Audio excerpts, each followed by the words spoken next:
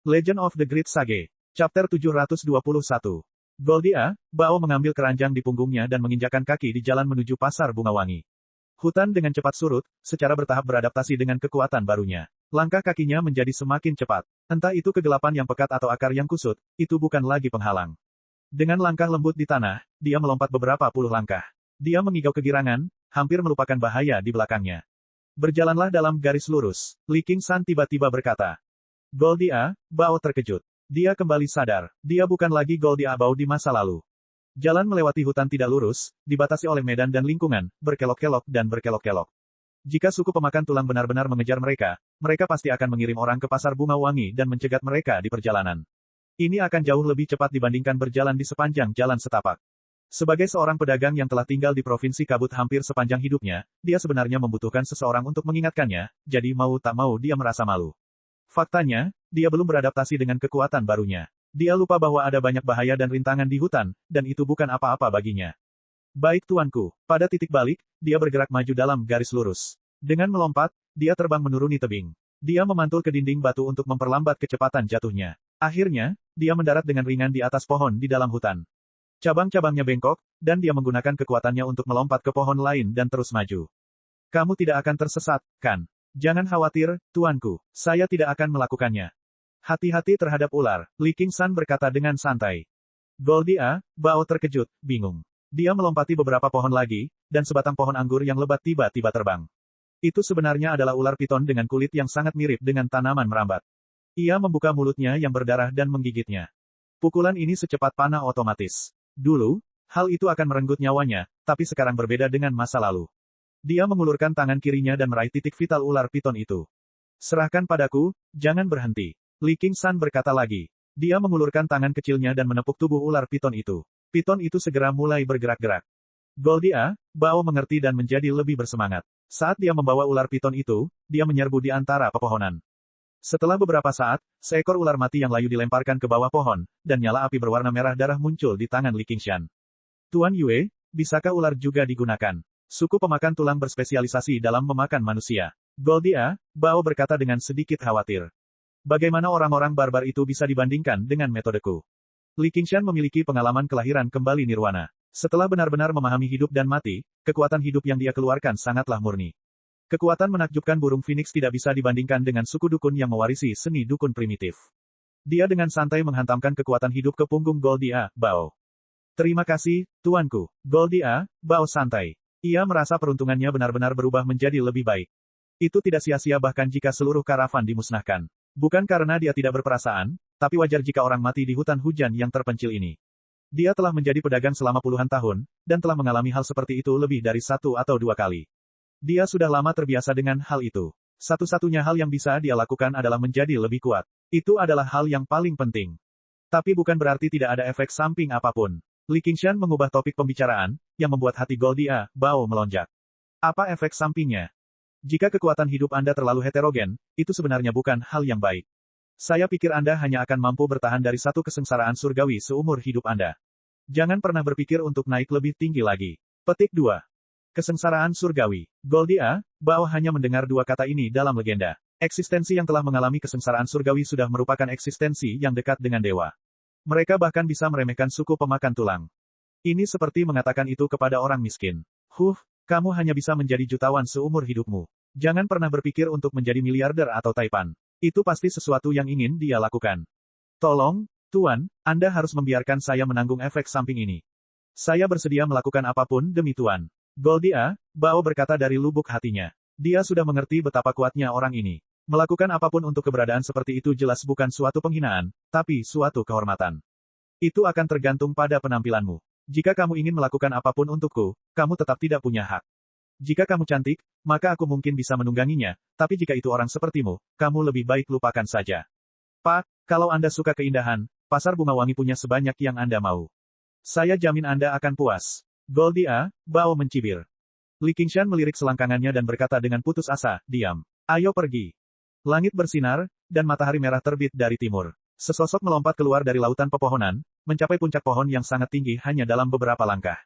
Goldia, Bao menatap ke kejauhan dan menemukan bahwa jarak yang dia tempuh dalam 1 malam sudah setara dengan 2 atau 3 hari perjalanan normal. Dia tidak perlu istirahat atau mengambil jalan memutar. Inilah manfaat kekuatan. Sebenarnya, dia masih mengambil jalan memutar. Ketika dia melewati hutan, Li Qingshan secara khusus menyuruhnya mengambil jalan memutar. Goldia, Bao tidak tahu apa yang dia hindari, tetapi dia tahu bahwa jika dia menabraknya, hanya kematian yang menunggunya. Pasar bunga wangi sudah di depan mata. Dia menunjuk pada lengkungan bergelombang di ujung lautan pepohonan dan berkata, "Tuan, lihat. Pasar bunga wangi berada tepat di bawah bukit itu. Sebaiknya kamu melihat ke belakang."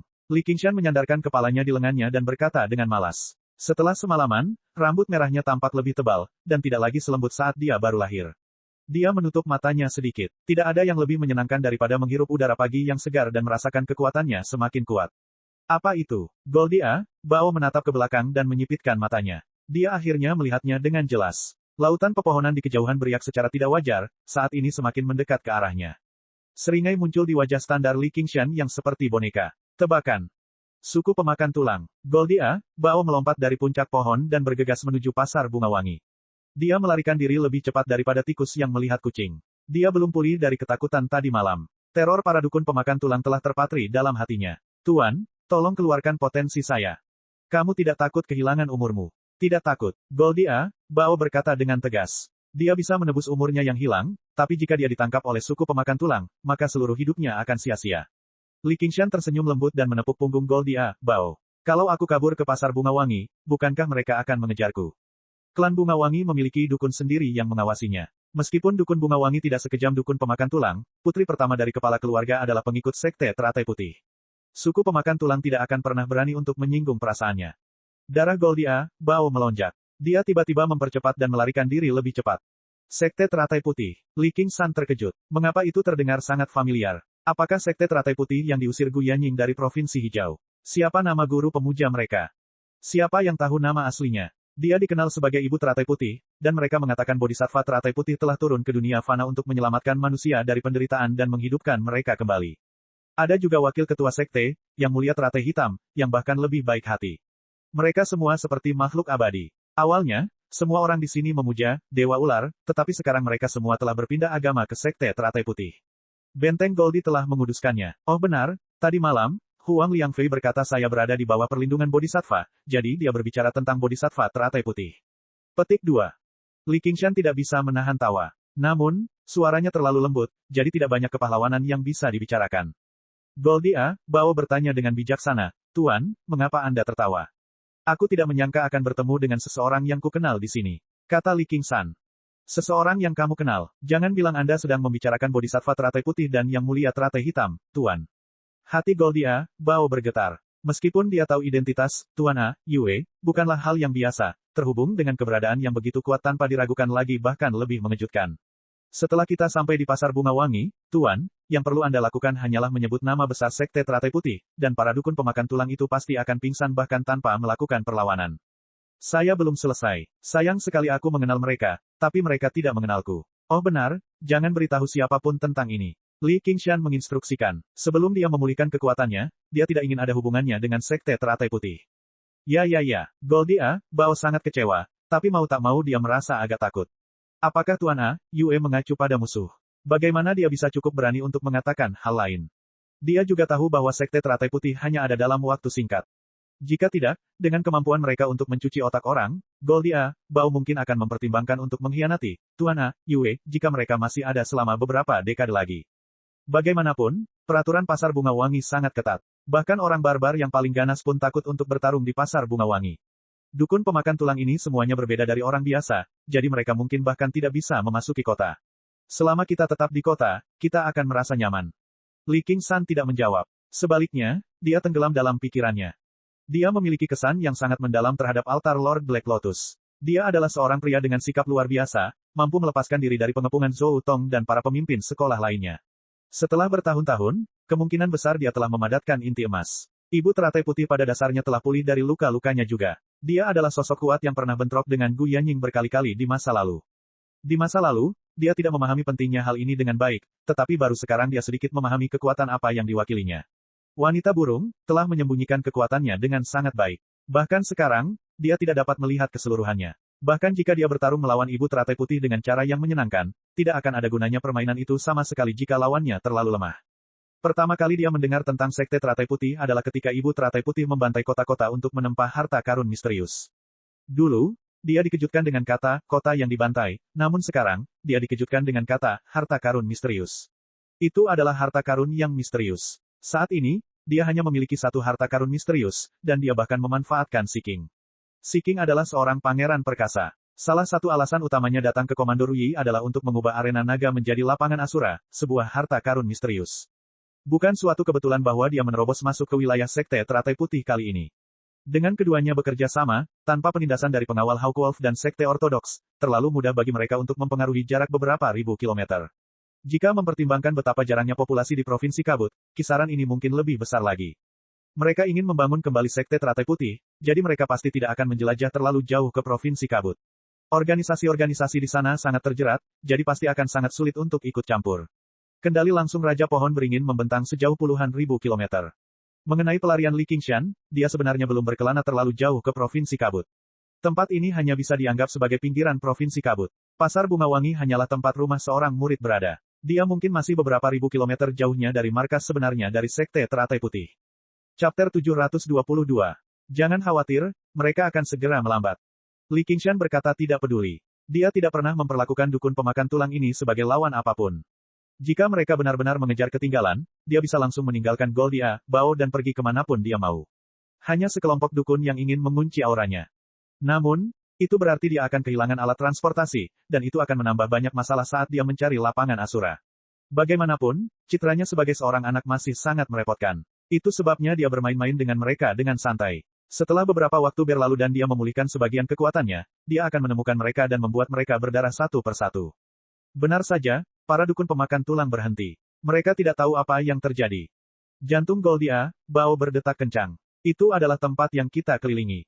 Seekor katak besar berwarna-warni saat ini sedang duduk di tepi kolam, menghalangi jalan para dukun pemakan tulang. Ia mengeluarkan Daemon Ki yang samar saat ia menatap mereka dengan tegas dengan matanya yang seperti gelembung. Kami akhirnya kembali. Berdiri di depan gerbang kota Pasar Bunga Wangi, Goldia, Bao menghela nafas panjang. Dia tidak berani tinggal lebih lama lagi, memasuki kota dengan cepat. Beberapa saat kemudian, para dukun pemakan tulang juga bergegas mendekat, bersembunyi di hutan dan menatap gerbang kota dari jauh.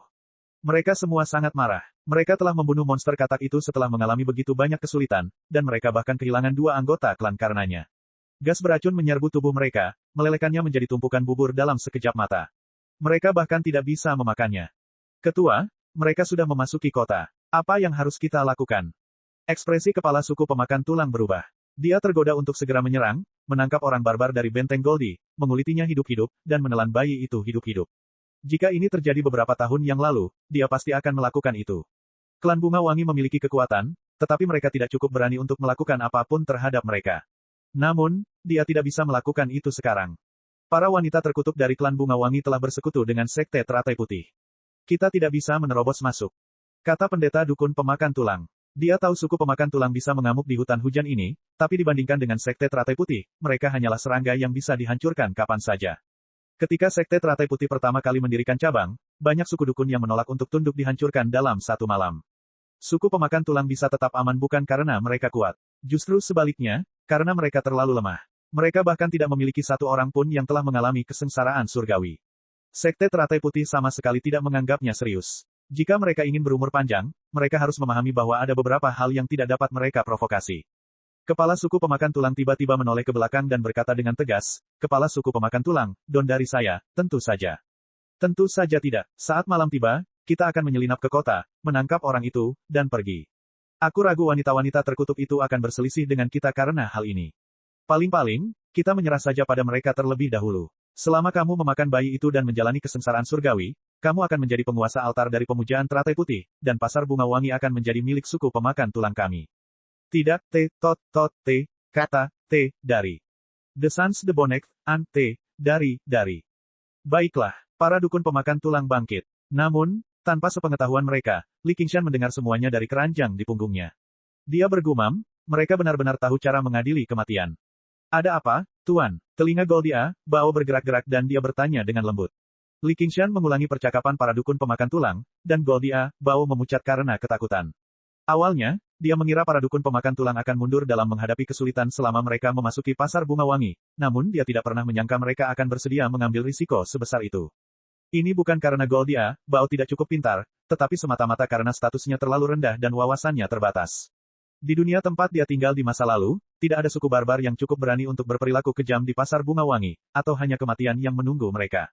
Akibatnya, ia mengembangkan kesalahpahaman bahwa suku pemakan tulang takut memasuki kota.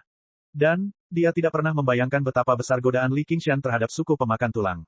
Apa yang harus kita lakukan? Tidak, kita harus pergi ke pasar bunga wangi dan meminta perlindungan. Goldia, Bao berkata. Pasar bunga wangi berada di tengah-tengah pasar bunga wangi, tempat tinggal marga bunga wangi. Apa hakmu untuk meminta perlindungan mereka? Selama suku pemakan tulang bersedia membayar harganya, klan bunga wangi mungkin akan segera menjualmu. Petik 2. Li Qingshan berkata dengan nada meremehkan. Goldia, Bao telah memperoleh kekuatan hidup, tetapi dia baru saja melampaui alam manusia. Dibandingkan dengan seluruh komunitas budidaya, dia berada di posisi paling bawah. Menghadapi tekanan dari suku pemakan tulang, klan bunga wangi akan melakukan segala daya mereka untuk melindunginya kecuali dia dipanggil Siang Hua Bao. Goldia, Bao terdiam. Kalau begitu, ayo terus berlari.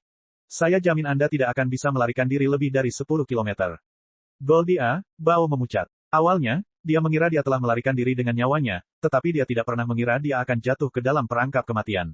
Begitu dia memikirkan tentang bagaimana orang-orang dari suku pemakan tulang sedang menunggu di luar kota dan akan datang untuk menyelamatkan nyawanya yang kecil begitu malam tiba, keributan di sekitarnya sama sekali tidak memberinya rasa aman. Dan, kita masih harus menemukan orang-orang di gua air hitam. Untuk apa kamu lari? Belok kiri dulu, kata Li Qingshan. Goldia, Bao mendengarkan betapa santainya dia dan sedikit santai. Dia berbelok ke kiri. Tuan, Anda pernah datang ke pasar bunga wangi sebelumnya? Ya, bukankah aku pernah ikut denganmu saat aku masih di dalam telur? Setelah menjalani kelahiran kembali nirvana, tubuh Li Qingshan masih sangat lemah, tetapi inderanya bahkan lebih tajam dari sebelumnya. Di seluruh pasar bunga wangi, bahkan kepakan serangga terbang pun tidak bisa lepas dari telinganya. Orang-orang mengalir ke sana kemari di jalanan. Suara pedagang asongan terus terdengar, dan aroma daging panggang terus memasuki hidungnya. Kotanya tidak besar, tapi nampaknya sangat makmur. Orang-orang barbar yang mengenakan berbagai pakaian aneh dan berbicara dengan aksen berbeda berkumpul di sini dari mana-mana, yang membuat Li Qingshan merasa seperti sedang dalam tur budaya. Dia mengagumi budaya dan pemandangan provinsi kabut dengan penuh minat. Goldia, Bao sedang tidak dalam mood yang baik. Dia berjalan terburu-buru untuk beberapa saat, dan aroma yang menakjubkan muncul. Seluruh jalan dipenuhi dengan toko rempah-rempah. Rempah-rempah adalah sumber daya penting di provinsi Mist. Mereka bisa menangkal wabah penyakit, racun, serangga berbisa, dan sebagainya. Klan Bunga Wangi terkenal karena kemampuannya membuat rempah-rempah. Masuk dan beli beberapa bumbu yang biasa digunakan oleh orang barbar. Di bawah bimbingan Li Qingshan, Goldia, Bao berkeliaran di sekitar kota, pada dasarnya melewati setiap jalan. Pada akhirnya, dia berdiri di depan sumber air panas dengan pakaian baru yang dibelinya. Pasar Bunga Wangi dekat dengan gunung berapi, jadi sangat mudah untuk membuat sumber air panas. Goldia, Bao segera mengerti. Dia ingin menghilangkan aromanya sebelum menutupinya dengan rempah-rempah. Betapapun sensitifnya hidung para dukun pemakan tulang, akan sangat sulit bagi mereka untuk menemukannya di antara begitu banyak orang di kota. Goldia, Bao membenamkan tubuhnya yang kelelahan di sumber air panas yang terik dan segera merasakan seluruh pori-porinya mengerang nyaman. Dia berseru, "Tuan, apakah Anda tidak mau mandi?" Li Qingshan berdiri di samping sumber air panas dengan tangan di pinggul. "Aku akan memberimu waktu 100 detik. Setelah kamu bersih, naiklah ke sini. Masih ada yang harus kulakukan." "Hal apa lagi? Aku sudah lama dikejar, jadi sudah waktunya aku memberi mereka pelajaran. Bagaimana aku bisa menjadi lawan para dukun pemakan tulang?" Goldia, Bao tersenyum pahit. Kekuatannya meroket, tetapi dia tidak kehilangan akal. "Jangan sekarang, tapi kamu akan datang malam ini." Sudut bibir Li Qingshan melengkung. Chapter 723. 50 detik kemudian, Goldia, Bao melompat keluar dari sumber air panas, menggunakan keranjang baru untuk menggendong Li Qingshan di punggungnya. Ancaman kematian dan keinginannya untuk menjadi lebih kuat mendorongnya. "Cari halaman yang lebih luas dan beli ternak sebanyak yang kamu bisa dari pasar. Kamu akan mengatasi masalah uang. Juga, cari tahu di mana orang-orang di gua air hitam berada sekarang." "Mengerti." Dipahami. Goldia, Bao mulai berlari keliling kota. Meminjam uang dalam jumlah besar untuk membeli pekarangan dan ternak dalam waktu sesingkat itu bukanlah tugas yang mudah, namun ia telah menjadi pedagang selama bertahun-tahun. Dia memiliki jaringan kontak yang luas. Dia tiba di kasino dan menemukan teman lama. Menggunakan nama emas benteng Goldie, dia meminjam sejumlah besar uang. Ketika dia mengungkapkan keinginannya, teman lama ini meningkatkan minatnya ke tingkat yang gila, 2 kali lipat setiap bulannya. Goldia, Bao mengerutkan kening dan menyetujui dengan gigi terkatup. Sekarang bukan waktunya untuk terpaku pada hal ini. Selama dia selamat dari krisis saat ini dan menjadi dukun yang kuat, dia akan punya banyak uang. Akan sangat mudah baginya untuk menarik kembali kata-katanya. Ia pun menanyakan, teman lama, ini tentang keberadaan penduduk Gua Air Hitam. Benar saja, mereka telah meninggalkan pasar bunga wangi 2 hari lalu dan kembali ke Gua Air Hitam. Li Qingshan tidak kecewa. Bahkan jika dia mendapatkan lapangan Asura sekarang, dia tidak akan bisa menyempurnakannya dan menggunakannya, jadi dia tidak terburu-buru untuk mengambilnya kembali. Yang perlu dia lakukan hanyalah mengetahui di mana benda itu berada. Setelah mengalahkan suku Bon Iting malam ini, mereka akan mundur saat menghadapi kesulitan. Saat itu, dia berencana untuk beristirahat di sini sebentar. Begitu dia memulihkan sebagian kekuatannya, pergi ke Gua Air Hitam untuk mengambil lapangan Asura akan sangat mudah. Setelah itu, dia langsung menuju pasar dan membeli semua makhluk hidup yang bisa dilihatnya. Tentu saja, itu terpisah dari manusia. Ada juga tempat di kota yang menjual budak. Goldia, Bao tidak keberatan, memakan orang, tapi harga budaknya agak tinggi. Itu tidak sepadan. Siang tiba, di halaman terpencil di sebelah barat kota, suara berbagai hewan ternak terdengar. Kuda meringkik, keledai meringkik, domba mengembik, dan sapi melengking. Bahkan ada sekitar selusin hewan pengangkut kokoh yang namanya tidak dia ketahui. Tolong lakukan secepatnya, Tuan. Goldia, Bao berkata dengan tidak sabar. Wajahnya memerah. Dulu, dia tidak pernah menyangka bisa menjadi dukun sakti hanya dengan mengeluarkan uang untuk membeli sejumlah ternak. Kesempatan seperti itu tidak mudah didapat. Li Qingshan berdiri di bawah atap. Tubuh kecilnya tampak tumbuh sedikit lebih tinggi. Rambut merahnya sudah menutupi telinganya, dan sinar matahari menyinari celah di antara dedaunan. Matanya sedikit tertutup, dan bulu matanya sangat panjang. Dia sama sekali mengabaikan tangisan berbagai binatang dan suara Goldia Bao. Goldia, Bao mendesak, Tuan A, Yue. Po, menurutmu kamu beruntung bisa bertemu denganku. Li Qingshan berbalik dan menyeringai, memperlihatkan gigi putih dan 2 taringnya yang tajam. Dia menunjukkan bakatnya untuk pertama kalinya. Tentu saja, jika bukan karena tuanku, saya pasti sudah mati. Saya akan menggunakan hidup saya untuk membalas kebaikan tuanku. Mungkin ada bahaya malam ini. Mata merah delima Li Qingshan sepertinya menembus waktu dan melihat masa depan. Saya tidak takut bahaya. Goldia, Bao berkata dengan tegas. Bukannya dia tidak takut akan bahaya, tapi dia tahu bahwa Lord Moon membutuhkannya sekarang, jadi dia tidak akan menempatkannya dalam bahaya yang terlalu besar. Mungkinkah dia tidak bisa melarikan diri juga? Ya, melahap kekuatan hidup seorang dukun pemakan tulang jauh lebih baik daripada melahap hewan-hewan ini. Itu jauh lebih baik daripada melahap hewan-hewan ini. Keberuntungan datang dari bahaya. Petik 2. Goldia, Bao berkata, aku pasti akan membalas dendam malam ini. Kalau begitu, mari kita mulai. Matahari berangsur-angsur terbenam di barat, dan tangisan binatang di halaman berangsur-angsur berkurang sebelum akhirnya mati total. Saat senja, Goldia, Bao berdiri di antara tumpukan mayat. Wajahnya dipenuhi kegembiraan. Setidaknya dia 1 kepala lebih tinggi dari sebelumnya, tanpa satupun kerutan di wajahnya. Rambutnya menjadi hitam, dan otot-ototnya membengkak seperti akan meledak. Dia juga memiliki kekuatan ledakan di tubuhnya. Kubur mayatnya dan biasakan kekuatanmu. Bersiaplah menghadapi musuh. Ya, malam tiba, dan pasar bunga wangi yang ramai menjadi tenang. Selain beberapa rumah bordil, semuanya gelap. Bintang-bintang bersinar terang, berkelap-kelip tanpa suara. Masih ada beberapa kelompok penjaga yang berpatroli di tembok kota, namun mereka semua menguap dengan malas. Keamanan pasar bunga wangi tidak bergantung pada mereka. Peran terbesar mereka adalah menemukan kebakaran di kota tepat pada waktunya. Segera setelah sekelompok penjaga lewat, beberapa sosok hitam melompat ke tembok kota, langsung melompat ke dalam kota. Tembok tinggi itu praktis tidak ada bagi mereka. Tak lama kemudian, semua dukun pemakan tulang telah menyelinap masuk. Ketua, seluruh kota dipenuhi auranya. Apa yang harus kita lakukan? Tempat ini tidak seperti hutan. Ada terlalu banyak manusia di sini, dan aura mereka bercampur. Ditambah dengan berbagai bumbu dan aroma, melacaknya sangatlah merepotkan. Berpencar dan cari. Kamu tidak bisa menghilangkan bau aslinya. Kepala suku pemakan tulang memberi perintah, dan para dukun berpencar untuk mencari. Pasar bunga wangi tidaklah besar. Hanya ada 4 jalan utama yang tersebar dalam bentuk segitiga. Dengan indera penciuman yang sensitif dari para dukun pemakan tulang, mereka dapat mencari di seluruh area dengan sekitar 100 orang. Selama jaraknya cukup dekat, rempah-rempah pun tidak bisa menyembunyikan bau badan. Seorang dukun pemakan tulang berjalan melewati gang yang suram. Tiba-tiba, dia berhenti dan mengernyitkan hidung. Di dalam aroma yang kental, ada bau yang familiar, dan dia tidak bisa menahan senyum kejam. Bau itu dengan cepat mendekatinya, dan hembusan angin menyapu kepalanya. Goldia, Bao menerjang dan menekan kuat dukun pemakan tulang itu. Dukun pemakan tulang menggeram dalam-dalam. Itu adalah suara seorang pemburu yang menemukan mangsanya. Itu sangat dalam sehingga tidak membuat banyak orang khawatir, tapi itu cukup untuk didengar oleh para dukun pemakan tulang dengan jelas. Mereka juga tidak ingin membuat khawatir klan bunga wangi di pasar bunga wangi. Semua dukun pemakan tulang mendengar gangguan tersebut dan berkumpul dengan cepat. Mereka hanya perlu beberapa saat untuk mencabik-cabik Goldia, Bao. Goldia, Bao dipenuhi keringat dingin. Darahnya sepertinya membeku dan mengembun juga. Dia tidak bisa menahan diri untuk tidak menjadi takut. Ini adalah dukun pemakan tulang yang telah memakan sekelompok pedagang. Meskipun dia telah menjadi lebih kuat sekarang, membunuh dukun pemakan tulang jelas bukan hal yang mudah. Li Qingshan menjulurkan kepalanya keluar dari keranjang dan menempelkan tangannya ke kepala dukun pemakan tulang. Ketika dukun pemakan tulang tiba, yang tersisa di tanah hanyalah mayat yang layu.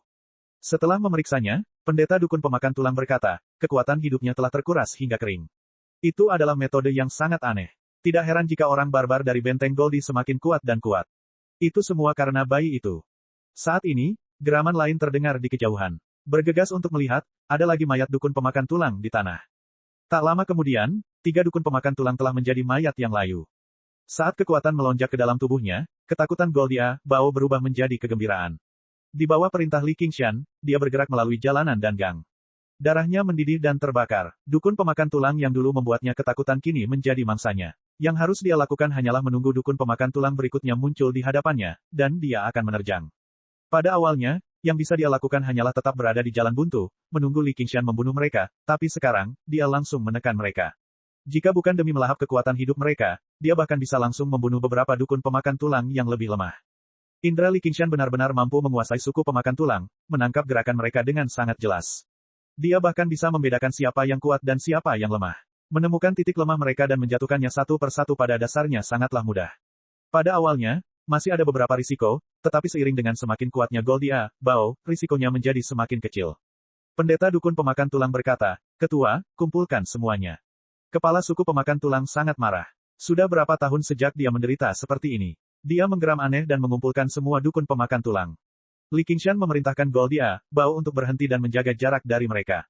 Jika mereka berkumpul, mereka tidak akan bisa mencari, tetapi jika mereka berpisah, mereka hanya akan disergap. Hasilnya sudah ditentukan. Namun, dia menghela nafas pelan. Permainan sesungguhnya baru saja dimulai.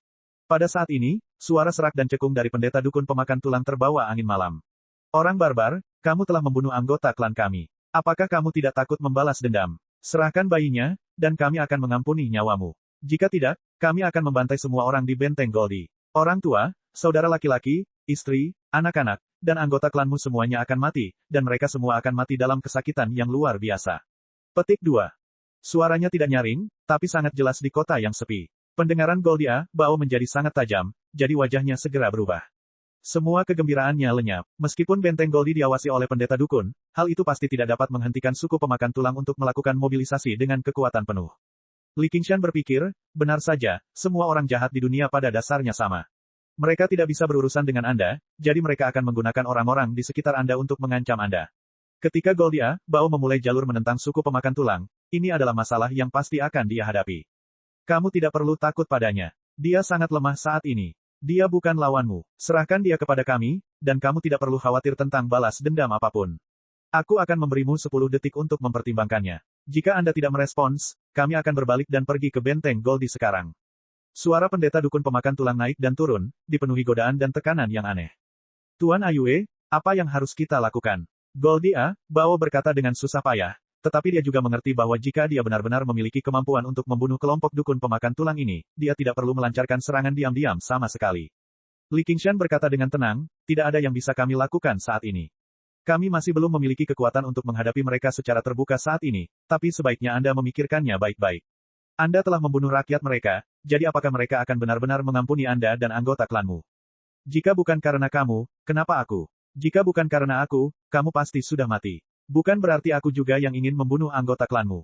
Li Qingshan memotongnya dan menggelengkan kepalanya. Bagaimanapun juga, dia tetaplah seorang pedagang. Jika dia seorang pejuang, dia pasti akan bertarung sampai akhir dan menggunakan ancaman melawan ancaman. Beberapa dekade sebagai pedagang telah membuatnya lebih cerdik daripada orang barbar biasa, membuatnya mengerti bagaimana mengikuti arus dan menghindari bahaya, namun hal itu juga membuatnya kehilangan keberanian. Maaf, aku salah bicara. Li Qingshan berkata, tidak perlu meminta maaf. Aku memahami kesulitanmu. Kamu telah memilih jalanmu sendiri. Jika kamu ingin menjualku, aku tidak akan membencimu. Saat ini, pendeta dukun pemakan tulang sudah mencapai 5, 4, 3, 2, 1. Baiklah, aku akan menyerahkannya padamu. Kamu tidak boleh datang, atau aku akan membunuhnya, dan kamu tidak akan mendapatkan apapun. Anda harus bersumpah atas nama leluhur Anda bahwa Anda tidak akan pernah menyakiti saya atau anggota klan saya. Petik 2. Chapter 724. Tuan Ayue, aku minta maaf. Jika ini hanya hidupku, bahkan jika aku memberikannya kepadamu, itu tidak berarti apa-apa. Aku masih memiliki orang tua dan anak-anak yang harus aku urus. Ada lebih dari 1000 anggota klan di Benteng Goldie. Aku tidak bisa membiarkan mereka semua mati di tanganku. Bintang-bintang berkedip dingin, tidak mampu menerangi gang yang berantakan itu. Mata Goldia, Bao membelalak, menatap keranjang di tanah. Siapa yang tahu apakah dia takut diserang, atau takut melarikan diri, atau mungkin keduanya. Wajahnya dipenuhi kegelisahan, tapi ada juga kegembiraan yang tak bisa dijelaskan. Dia sudah mempertimbangkan pro dan kontra dengan cermat. Dia sudah cukup kuat saat ini. Tidak masalah meskipun dia kembali ke Benteng Goldie dan menjadi kepala suku. Dia bisa menghabiskan sebagian besar sisa hidupnya dengan perlahan menikmati semua yang dia peroleh dari siang dan malam ini. Dia sudah mendapat untung besar dari kesepakatan ini, jadi sudah waktunya dia berhenti. Jika dia terlalu serakah, dia akan menderita kerugian. Dia tidak takut suku pemakan tulang berselisih dengannya. Suku pemakan tulang sangat menghormati nenek moyangnya. Ketika dukun di suku tersebut hampir mati karena usia tua, mereka tidak akan dikremasi atau dikuburkan. Sebaliknya, mereka akan membagi darah dan daging mereka dengan anggota klan mereka. Begitu saja, akan diwariskan dari generasi ke generasi. Jika mereka bersumpah atas nama nenek moyang mereka, mereka tidak akan pernah menentangnya. Kamu tidak perlu menjelaskan lebih jauh. Aku sudah mengatakan bahwa aku mengerti. Li Qingshan turun dari keranjang, menegakkan tubuhnya, dan berjalan menuju gang kecil di sampingnya. Kamu tidak bisa pergi. Goldia, Bao menghalangi jalannya. Ini adalah tawar-menawar terpenting baginya untuk bertahan hidup dari tangan suku pemakan tulang. Sikap tenang Li Qingshan membuatnya merasa sangat tidak nyaman, tapi dia segera menghibur dirinya sendiri. Jika dia punya trik apapun, dia pasti sudah menggunakannya sejak lama. Dia pasti sedang mengadakan pertunjukan sekarang. Aku tidak boleh takut padanya. Itu bukanlah sesuatu yang bisa kamu putuskan. Kamu bisa memutuskan jalanmu sendiri, tapi kamu tidak bisa memutuskan jalan orang lain. Pernahkah kamu memperhatikannya? Mereka belum merespons Anda. Li Qingshan menoleh dan mendengarkan dengan penuh perhatian sambil mengangkat jari telunjuk. Sepotong kepanikan melintas di wajah Goldia, Bao. Dia berseru, cepatlah bersumpah, atau jangan pernah berpikir untuk mendapatkannya. Dia mengulurkan tangannya yang besar dan meraih ke arah Li Qingshan. Tiba-tiba, dia menjadi kaku di udara, tidak bisa bergerak. Mata Goldia, Bao melotot, menatap lurus ke arah Li Qingshan. Dia ingin berkata, apa yang kamu lakukan? Apa kamu benar-benar mengira aku tidak melakukan persiapan apapun dan berani memelihara anjing itu dengan begitu ganas? Sayalah yang secara pribadi menyuntikkan energi kehidupan itu ke dalam tubuh Anda. Apakah menurut Anda mereka harus mendengarkan Anda atau saya? Seseorang pernah mengatakan kepada saya bahwa kekuatan yang diberikan orang lain kepada Anda bukanlah kekuatan Anda sendiri. Karena Anda menyesalinya, biarkan semuanya kembali ke jalur semula. Petik 2. Li Qingshan menggelengkan kepalanya tanpa daya. Dia mengulurkan tangannya dan dengan lembut menepuk betis Goldia, Bao. Goldia, Bao merasakan tubuhnya semakin panas. Darahnya tampak mendidih dan terbakar. Gelombang energi mengamuk di sekelilingnya, dan rasa sakitnya tak tertahankan. Namun, dia tidak bisa bergerak, dan tatapan memohon muncul di matanya. Jika dia tahu bahwa Li Qingshan memiliki kemampuan seperti itu, dia tidak akan mengkhianatinya sama sekali. Orang tuanya sudah tua, meski istri dan anak-anaknya penting, selama ia masih hidup, ia tetap bisa menikah dan mempunyai anak. Semuanya akan hilang. Kamu telah memilih jalanmu, dan kamu tidak boleh menyesalinya. Aku memahami pilihanmu, dan kamu juga harus memahamiku. Ingin seorang pria menjual hartamu. Anda menyelamatkan hidup saya dan sekarang saya siap mengkhianati Anda kapan saja. Tentu saja Anda akan sangat tidak bahagia. Petik 2. Mendengarkan. Mereka di sini. Setelah mereka membunuhmu, mereka mungkin akan mengampuni anggota klanmu. Semoga saja demikian. Selamat tinggal, Bao. Petik 2. Li Qingshan mencabut sehelai rambut dan mengubahnya menjadi satu set pakaian kecil. Dia memasukkan tangannya ke dalam sakunya dan melewati Goldia, Bao, melambaikan tangannya bahkan tanpa menoleh ke belakang. Dia berjalan ke dalam gang, melompati dinding batu dengan anggun dan melompat ke sebuah tempat tinggal. Di sisi lain tembok batu, kepala suku pemakan tulang bergegas melewatinya dengan tergesa-gesa, sama sekali tidak menyadari bahwa target yang dikejarnya hanya berjarak satu tembok. Li Qingshan tersenyum. Konstitusinya saat ini telah sepenuhnya melampaui konstitusi manusia. Melompati tembok tidak menimbulkan masalah sama sekali, dan dengan akal sehatnya, dia bisa menghindari semua bahaya sebelumnya. Bahkan jika indera penciuman dan indera spiritual para dukun pemakan tulang 10 kali lebih tajam, mereka tidak akan dapat menemukan keberadaannya. Tidak ada lagi bahaya baginya untuk bergerak sendirian. Ini bukanlah hutan yang tidak berpenghuni. Suku pemakan tulang tidak dapat mencari dengan cermat, dan segera, klan Bunga Wangi akan datang untuk mengusir mereka. Para dukun pemakan tulang berkumpul dari segala arah. Melihat bagaimana Goldia, Bao berdiri di sana tanpa bergerak sama sekali, mereka takut itu adalah jebakan, jadi mereka perlahan mendekatinya. Mereka dipenuhi dengan kebencian yang mendalam terhadap pembunuh anggota klan mereka. Goldia, Bao dipenuhi dengan penyesalan. Segala sesuatu yang dia lalui siang dan malam seperti mimpi yang aneh dan penuh warna. Sekarang setelah dia terbangun dari mimpinya, dia merasa seperti kembali ke malam kemarin. Kematian menghampirinya, dan dia tidak berdaya untuk melawan. Tiba-tiba, dia mengerti arti di balik kata-kata Li Qingshan. Karena kamu sudah menyesalinya, biarkan semuanya kembali ke lintasan aslinya. Menurut lintasan aslinya, dia akan mati di mulut suku pemakan tulang. Tidak, saya tidak ingin mati. Goldia, Bao meraung ke dalam. Matanya menjadi merah, dan kesadarannya berangsur-angsur kabur. Detak jantungnya sepadat drum, seolah hendak keluar dari dadanya dan melompat keluar dari tubuhnya. Tulangnya berderit, dan kulitnya menjadi merah padam. Tubuhnya membengkak, bahkan bertambah 1 kaki lebih tinggi. Warna kulitnya berubah beberapa kali sebelum akhirnya menjadi kuning tanah, kasar seperti kulit hewan pengangkut. Sisik ular tumbuh di lehernya, dan tanduk kambing tumbuh di kepalanya. Hidungnya menjadi sangat besar, menonjolkan fitur wajahnya. Berbagai ciri binatang muncul di tubuhnya, membuatnya semakin aneh dan sinting dibandingkan para dukun pemakan tulang. Ketua, keranjangnya kosong. Bayinya sudah lenyap. Dukun pemakan tulang menendang keranjang. Kepala suku pemakan tulang mengerutkan kening dan bertanya, "Pendeta dukun, apa yang terjadi?" Pendeta dukun pemakan tulang mempelajari Goldia Bao. Sepertinya itu ulah bayinya. Sungguh langkah yang bagus. Kekuatan di tubuhnya telah kehilangan kendali. Oh tidak. Bunuh dia. Petik 2. Raungan keras terdengar di udara, bergema di seluruh pasar bunga wangi. Li Qingshan menoleh ke belakang dan berkata dengan lembut, "Karena kamu sangat suka mengadili kematian, maka matilah." Setelah itu, dia melanjutkan perjalanannya, melintasi tembok demi tembok. Tujuannya sebenarnya adalah pasar bunga wangi. Ledakan. Goldia, Bao mengayunkan tangannya, dan seorang dukun pemakan tulang terbang keluar, menghancurkan 3 dinding secara berurutan. Darah mengalir dari seluruh lubangnya, dan tubuhnya berputar. Dia sudah tidak hidup lagi. Beberapa dukun pemakan tulang menerjang, menggigit dan mencabiknya dengan cakar dan gigi mereka. Goldia, Bao mengambil satu dan merobeknya dengan paksa, menyebarkan hujan darah. Darah dan rasa sakit membuatnya semakin menggila. Dia mengayunkan tangannya dengan liar, mencabik-cabik dukun pemakan tulang hanya dalam beberapa gerakan. Tongkat pendeta dukun pemakan tulang menghantam tanah, dan 2 rongga mata kosong dari kepala yang layu di bagian atas menyembur keluar dengan asap hitam, melesat ke arah punggung Goldia, Bao. Dengan desisan, daging dan darahnya terkorosi, begitu dalam hingga tulangnya terlihat. Raungan Goldia Bao menjadi semakin histeris. Dia benar-benar mengabaikan luka di punggungnya dan menerjang ke arah pendeta dukun pemakan tulang. Chapter 725. Goldia, Bao meraih kedua dukun pemakan tulang dan mengayunkannya seperti senjata, terus-menerus mengeluarkan raungan dan lenguhan yang tidak berarti. Dinding-dinding hancur satu demi satu, dan tempat tinggal runtuh dengan keras. Tangisan naik dan turun. Sama seperti bagaimana seseorang mempertaruhkan nyawanya, bahkan 10 orang pun akan berjuang untuk menghentikannya. Dengan dukun pemakan tulang di sekelilingnya, mereka seperti sekawanan serigala yang mengelilingi beruang hitam yang marah. Gigi dan cakar mereka yang tajam kesulitan melakukan apapun. Kecerobohan sekecil apapun dapat menyebabkan satu insta-kill. "Kalian semua mundur. Aku akan menghentikannya." Kepala suku pemakan tulang berteriak. Matanya pada dasarnya mengeluarkan api ketika dia menyadari ini adalah akhir dari pengejaran. Dentang, dentang, dentang, dentang, dentang. Suara gong dan genderang yang mendesak terdengar dari tembok kota. Para penjaga berseru dengan keras, "Orang-orang barbar pemakan tulang ada di sini. Orang barbar pemakan tulang ada di sini." Petik 2. Banyak orang yang terbangun dari tidurnya. Seluruh pasar bunga wangi benar-benar khawatir. Saat ini, Li Qingshan telah tiba sebelum pasar bunga wangi. Alun-alun itu terang benderang, dipenuhi keriuhan suara. Beberapa saat kemudian, terdengar suara gemuruh, dan pintu terbuka. Sekelompok orang bergegas menuju tempat pertempuran terjadi. Yang memimpin adalah seorang wanita cantik dengan wajah cantik. Di belakangnya juga ada semua wanita, baik wanita muda maupun wanita tua. Li Qingshan telah mendengar dari Goldia, bahwa suku bunga wangi adalah klan matriarkal.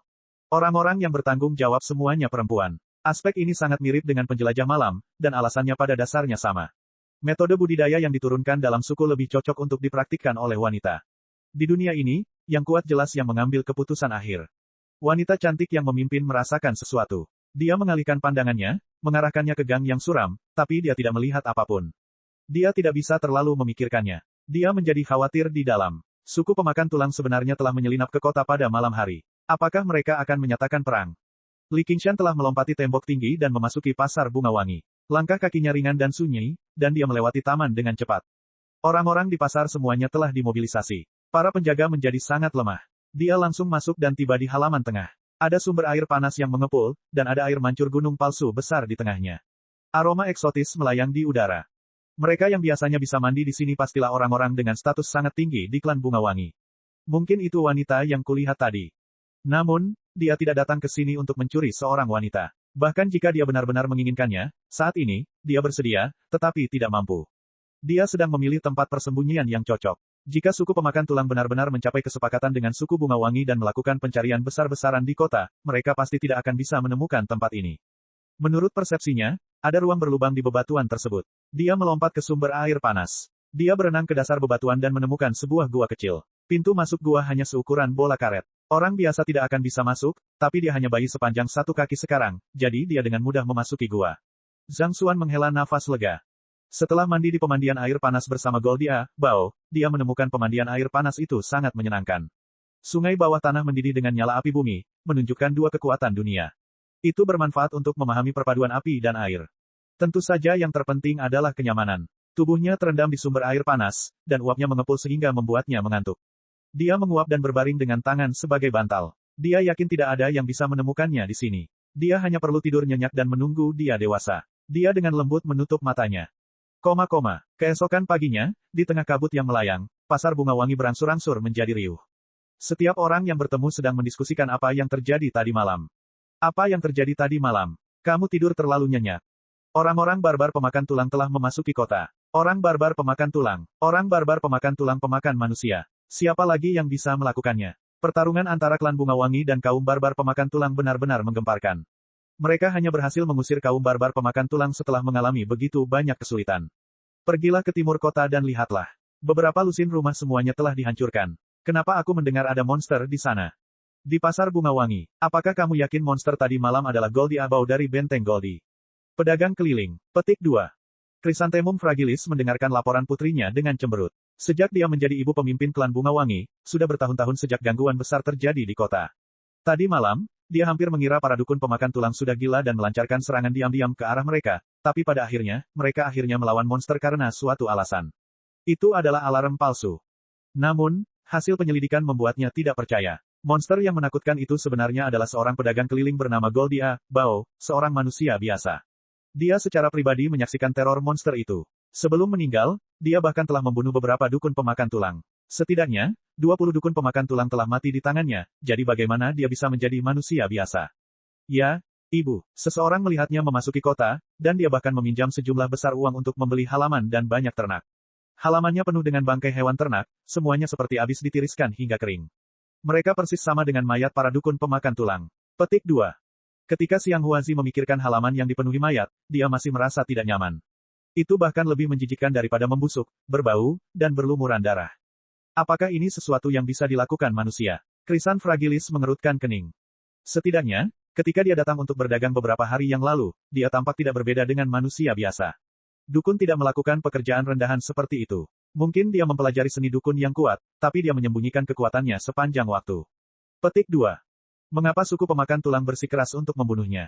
Aku belum yakin tentang itu, tapi seni dukun yang dia gunakan mirip dengan seni dukun yang diturunkan dari generasi ke generasi suku pemakan tulang. Ini semua tentang mencuri kekuatan hidup orang lain secara langsung. Tidak, seharusnya genap lebih cerdik dari suku pemakan tulang. Bahkan binatang buas lainnya pun bisa menjadi sasaran. Kemungkinan besar suku pemakan tulang datang ke sini untuk mencuri seni dukun ini. Agar tidak diburu, dia melarikan diri kembali ke pasar bunga wangi, tapi dia tidak punya pilihan selain menyerap terlalu banyak kekuatan hidup, itulah sebabnya dia menjadi seperti itu. Mungkin juga dia bertekad untuk binasa bersama para dukun pemakan tulang. Orang-orang barbar pemakan tulang itu telah mencari Wall dan pulang dengan dicukur kali ini. Sebenarnya ada seni dukun yang sangat kuat di dunia ini. Kita tidak bisa membiarkan orang-orang barbar itu mendapatkannya. Pergilah, selidiki baik-baik apa yang dilakukan pedagang keliling dari Benteng Goldie telah dilakukannya beberapa hari terakhir ini. Siapa yang melihatnya dan apa yang dia katakan? Pesan Chrysan fragilis. Dia juga tidak menyia-nyiakan kesempatan tadi malam, menggunakan kesempatan itu untuk melancarkan serangan dan melukai kepala suku pemakan tulang. Dia bahkan meninggalkan banyak dukun pemakan tulang. Suku pemakan tulang membutuhkan beberapa tahun untuk pulih. Jika ada seni dukun yang menakjubkan, dia harus memegangnya di tangannya. Beberapa hari kemudian, Chrysanthemum fragilis mendapat kabar bahwa Goldia Bao telah menjual barang menakjubkan dengan harga tinggi di pasar bunga wangi beberapa hari yang lalu. Benda menakjubkan itu berbentuk seperti tas kain, tahan terhadap kerusakan. Dia segera menjadi yakin bahwa benda itu ada hubungannya dengan masalah ini. Dia memesan putri keduanya, Xiang Huazi. Pergi ke gua air hitam dan temukan master gua. Beli kembali barang itu. Bagaimana jika dia menolak menjualnya? Kalau begitu tawarkan harga yang lebih tinggi lagi, begitu tinggi sehingga dia tidak bisa menolak atau takut. Di pemandian air panas palsu, telinga Li Qingshan bergerak-gerak, dan bibirnya sedikit melengkung. Dia tidak tahu di mana gua air hitam berada, dia juga tidak tahu siapa yang membeli ladang Asura. Awalnya, dia menganggapnya agak merepotkan, tapi sekarang semuanya baik-baik saja. Sepertinya aku tidak harus pergi ke gua air hitam. Cek cek cek cek cek cek cek cek. Rakan-rakan kultivator sekalian, sebelum retret, sila terus berkultivasi untuk jurus subscribe, like, share dan komentar agar sekte novel Sadim terus berkembang pesat.